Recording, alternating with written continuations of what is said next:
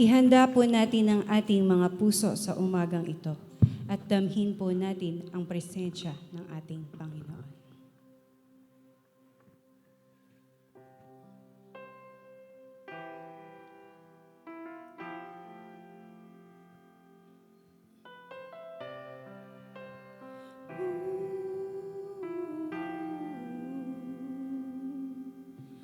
Ang tinig mo ay aking hanap-hanap sa gitna ng bawat takot at paghihirap, sa kabila ng aking pagkukulang.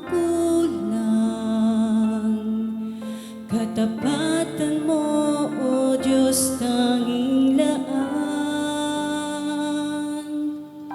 sa puso at damdamin.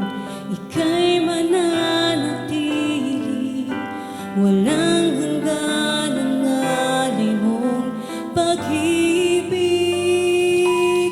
Natagpuan ang iyong pag-ibig na dakila.